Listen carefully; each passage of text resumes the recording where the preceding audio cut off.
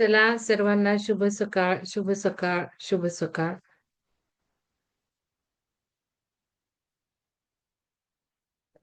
पाण्याचं करायचंय आपल्याला रोज.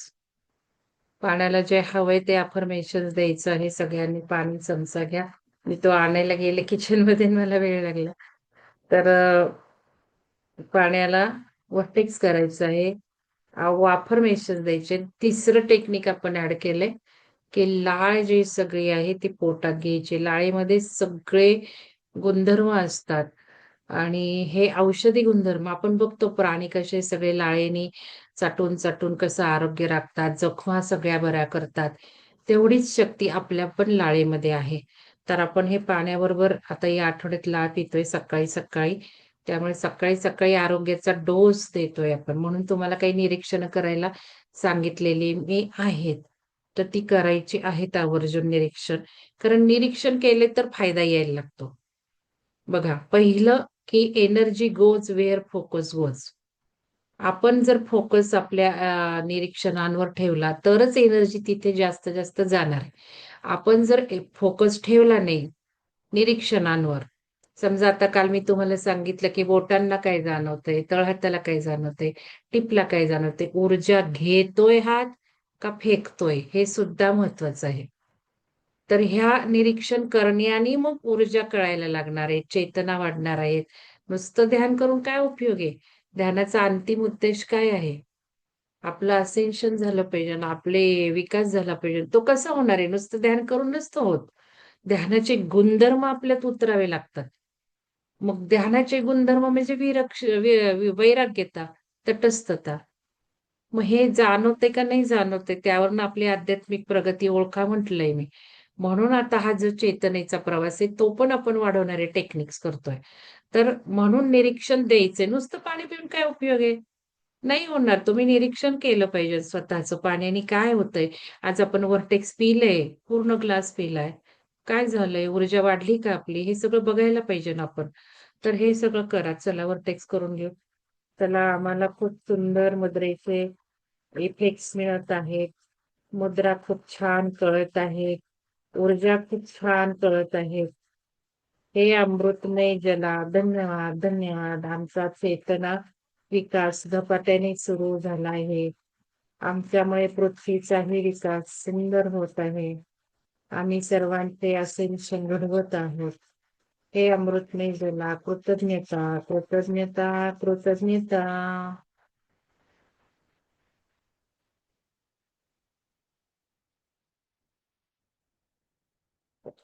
लाळ मिक्स करून प्यायचं आहे पाणी.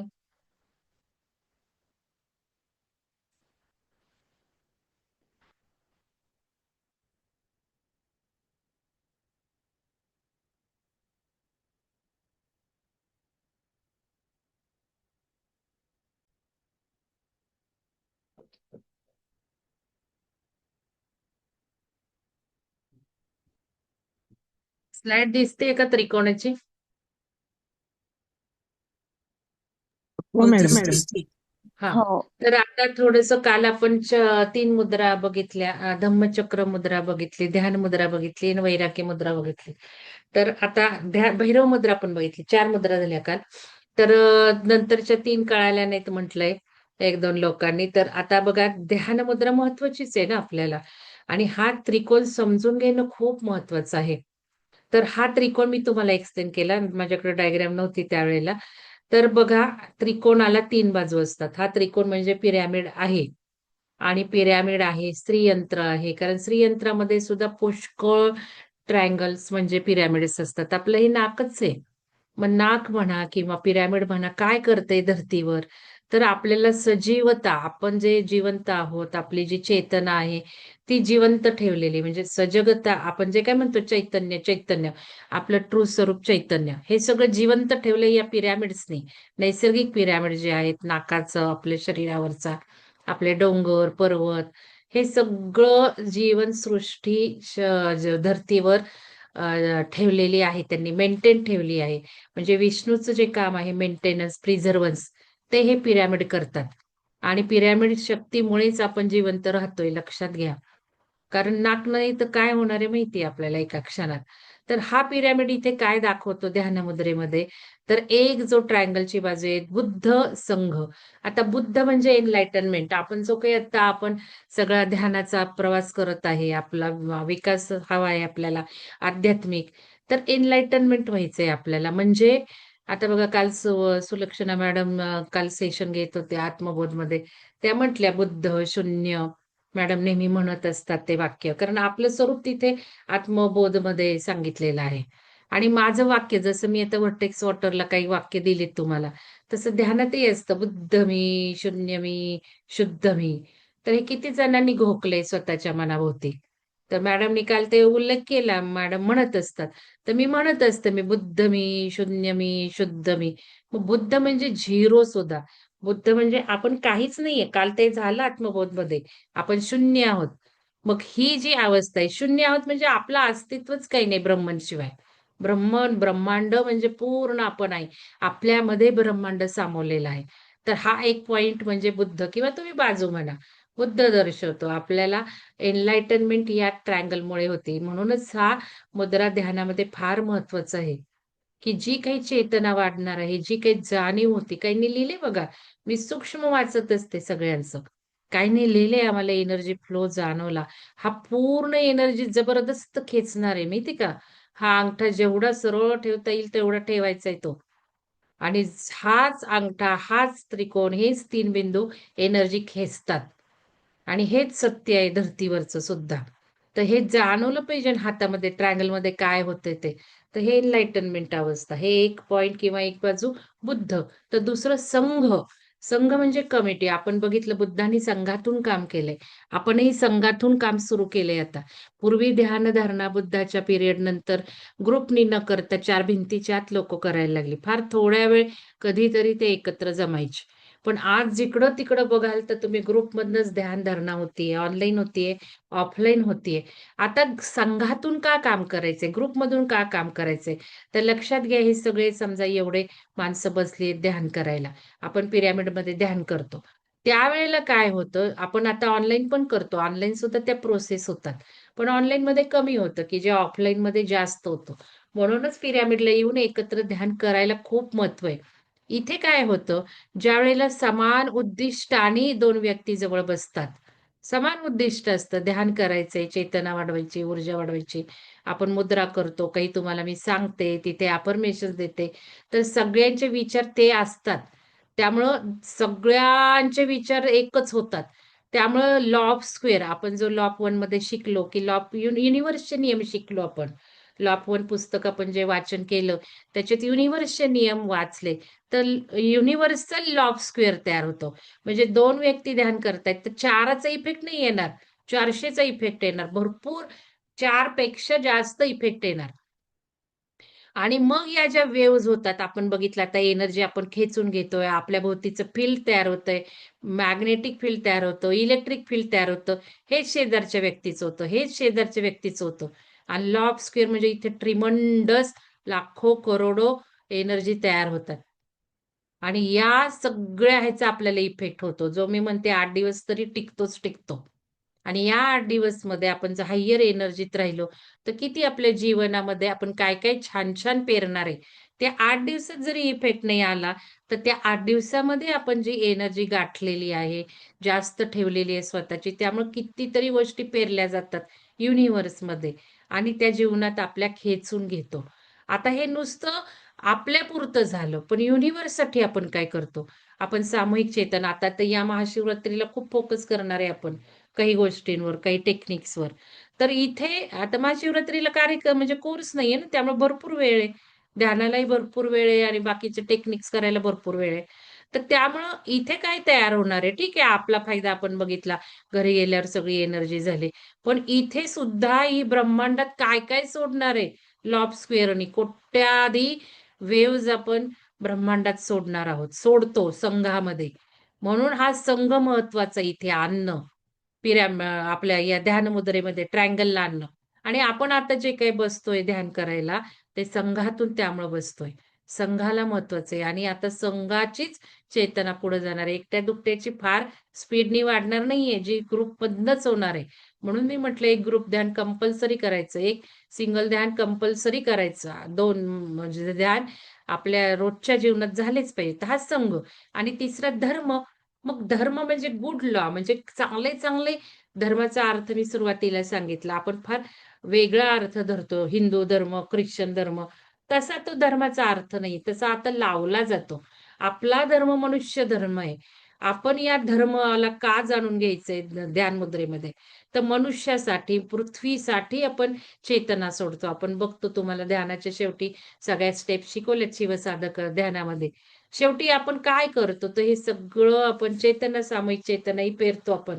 मग सामूहिक चेतनेतून आपण हे धर्म आपला करतोय. आपण जो मनुष्य जन्माला आलेला आहे, या मनुष्य जन्माचा जो धर्म आहे तो आपण सगळा करतो. भलं-भलं चिंततो, सगळ्यांचं चिंततो.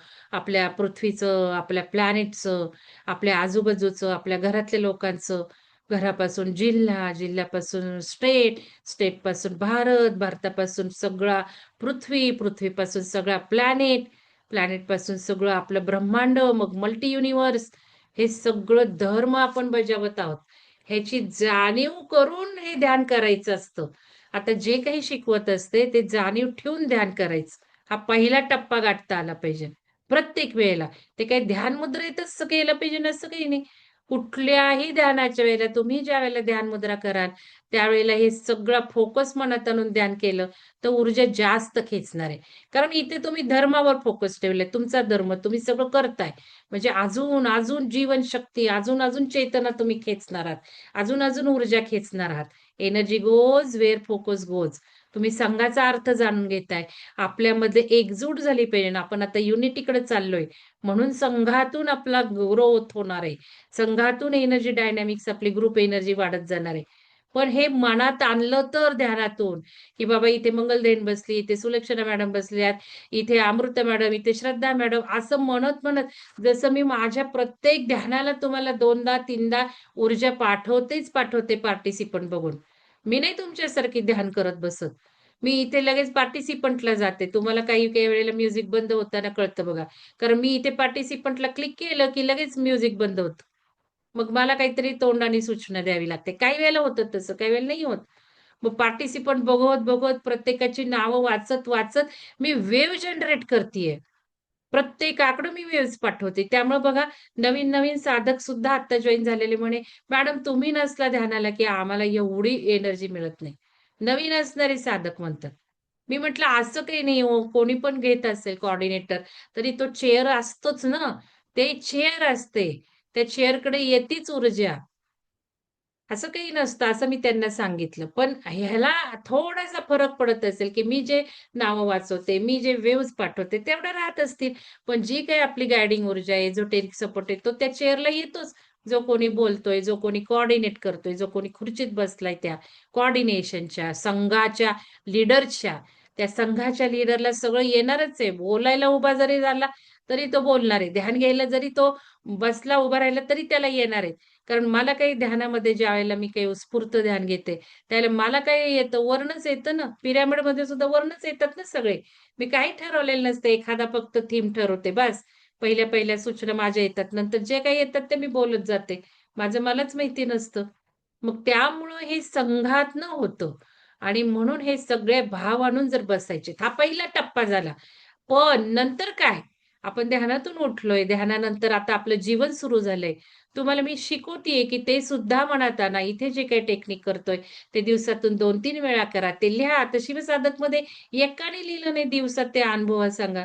आता काल पण शैलजा मॅडमने फक्त लिहिलेलं आहे, की मी संध्याकाळी सुद्धा केल्या आणि काय झालं ते त्यांनी लिहिलेलं आहे. मग आपण काय हे शिकवायचं फक्त इथे करायचंय का? संघाचं काय काम केलं? काल ज्ञानबोधला सुद्धा भरपूर मी रात्री लिहीत बसले. रडायला येतं मला. खूप रडायला येतं.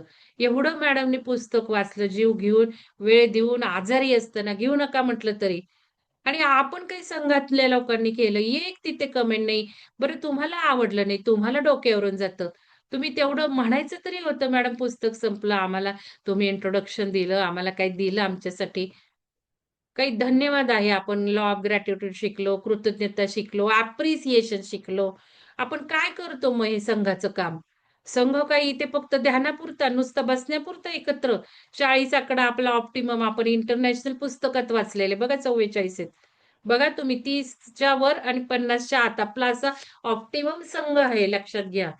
की जी इंटरनॅशनल पुस्तकात तुम्हाला वाचून दाखवलं, की हे सगळे जे लॉ ऑफ युनिव्हर्स आहे, स्क्वेअर्स आहे, जो काही संघ आहे, त्याचा ऑप्टिमम नंबर त्यांनी सांगितलाय 40-42. मग काय एवढेच असतो आपण. एवढं सगळं उत्तम चाललंय, पण आपण किती घेतोय आपल्या जीवनात? आणि आपण हे नंतर आपल्या जे नंतर तुम्ही ध्यानातनं उठल्यावर करणार आहात, तोच तुमचा ध्यानाचा ॲक्चुअली तेच ध्यान. जीवनातल्या प्रत्येक क्षणात ऑटोमॅटिक ध्यान घटलं पाहिजे, घडलं पाहिजे. ते ध्यान आपण इथे जाणून-बुजून करतोय. जाणून-बुजून हे शिकतोय, जाणून-बुजून फोकस ठेवतोय. ते शिकणं झालं आणि नंतर ऑटोमॅटिक जे जीवनात करतो, ते आपल्याला ध्यान म्हणावं लागेल, की मी ध्यानात ठेवलंय. माझं ध्यान आहे. मला क्षण कसा काढायचा आहे. मला संघाला वेव्हज पाठवायच्यात. मला हे धर्म करायचा आहे माझा. ना की स्वयंपाक करायचा आहे, ना की झोपायचंय, ना की फिरायला जायचंय, ना की मस्त आपलं आपलं एन्जॉयमेंट करायची. असं नाहीये. आपला धर्म आता हे प्रत्येक क्षण पृथ्वीवरचा एवढा महत्वाचा झालाय ना आता, जो धर्म बजवेल मी तुम्हाला सांगते तो, तोच पुढे जाणार आहे लक्षात घ्या. ध्यानाचं जसं तुम्हाला कळलंय, तसं हे सुद्धा कळू द्यात. ॲप्रिसिएशन का करायचंय? तुम्ही काही एका व्यक्तीचं ॲप्रिसिएशन नाही करत. तुम्ही पृथ्वीवर ते पेरता. ज्यावेळेला एखाद्या व्हिडिओखाली कमेंट देता, त्यावेळेला तिथे संघाचं नाही काम होत, अख्ख्या ब्रह्मांडाचं काम होतं.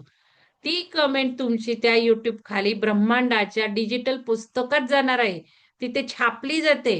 तिथे सदैव राहणार आहे. ब्रह्मांड नष्ट होत नसतं, लक्षात घ्या.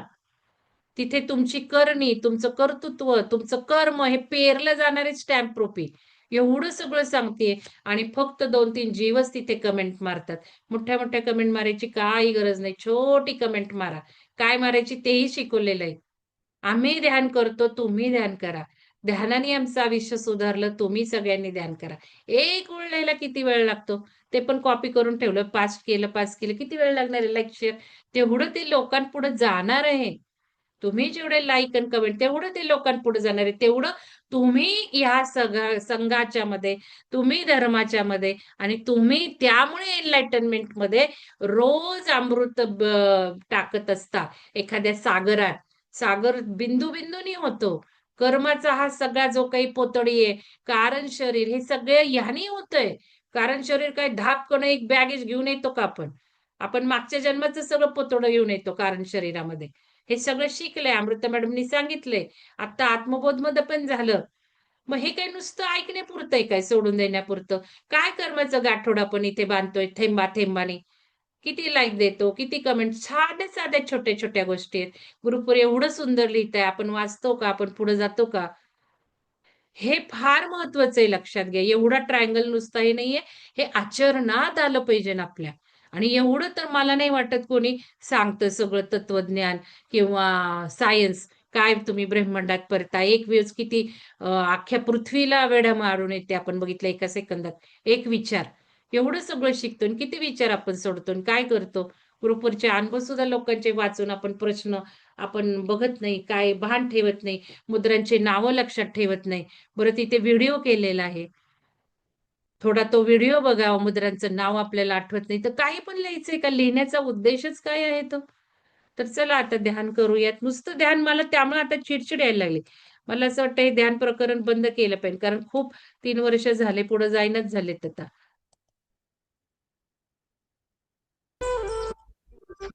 आता पहिलं ताई मी ते नाहीये, आपण ध्यान मुद्रा आणि समाधी मुद्रा करायची आहे. आता तुमचं तुम्ही अल्टरनेट करून बघा. आहेच आहे थोडंसं, पण मला हे पटकन घेतलं पाहिजे. पुढच्या मुद्रा आपल्या झाल्या पाहिजेत.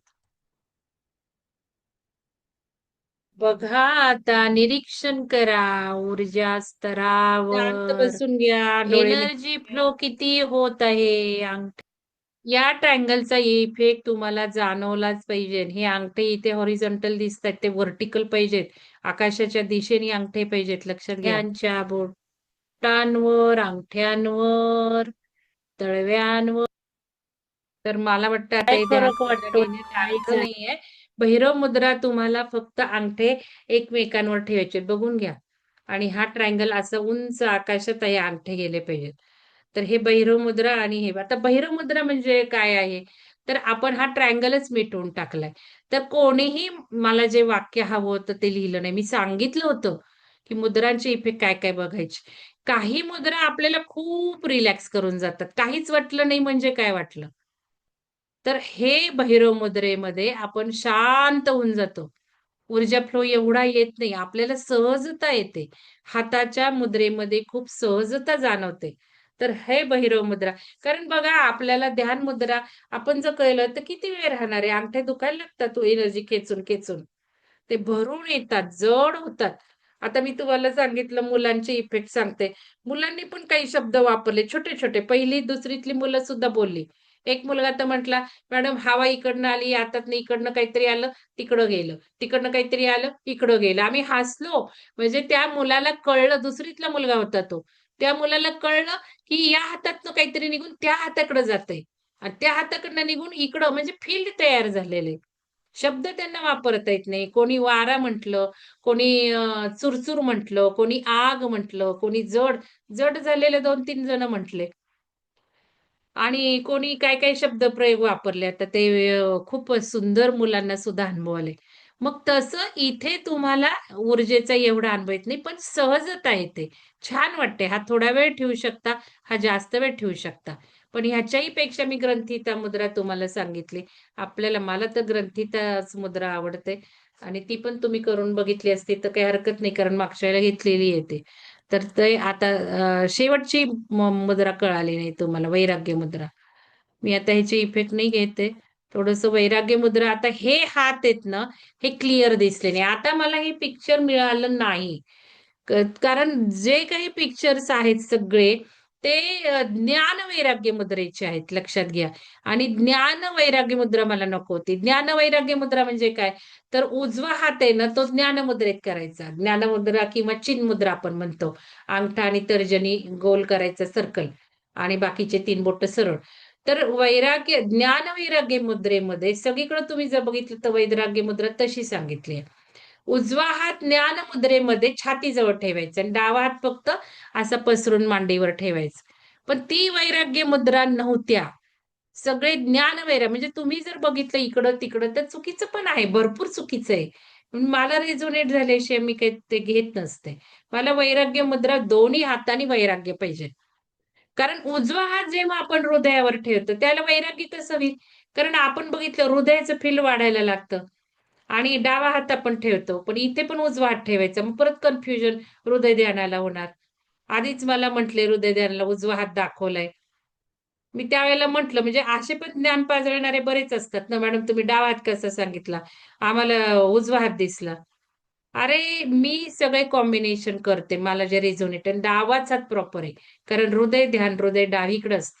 मग आता इथे उजवा हात दाखवलाय. उजवा हात आपण छातीजवळ ठेवायचा ज्ञानमुद्रेत आणि डावा हात हे ते ज्ञान वैराग्य मुद्रा. वैराग्य मुद्रेमध्ये आपल्याला फक्त मांडीवर हे दोन्ही तळहात असे पसरून ठेवायचे. चला करा आता वैराग्य मुद्रा करा.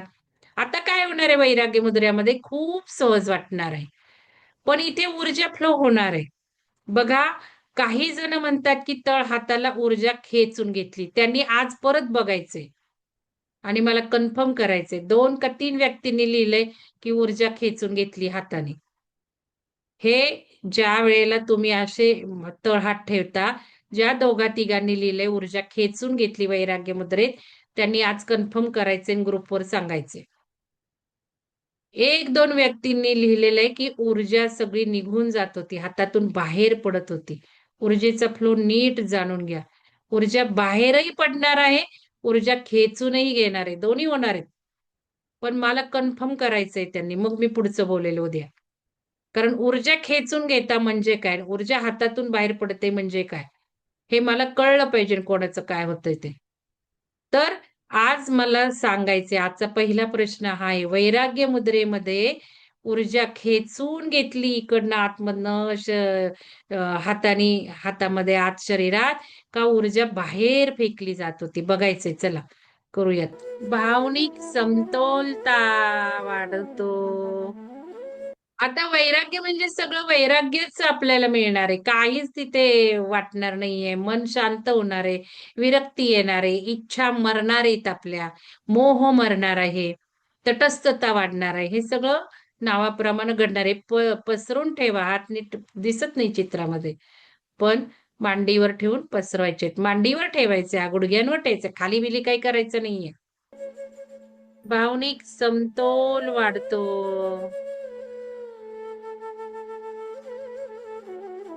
आत्मज्ञान होऊ लागते.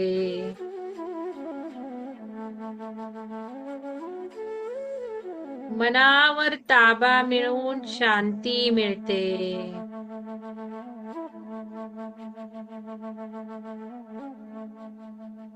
वैराग्य मुद्रा मनाला स्थिर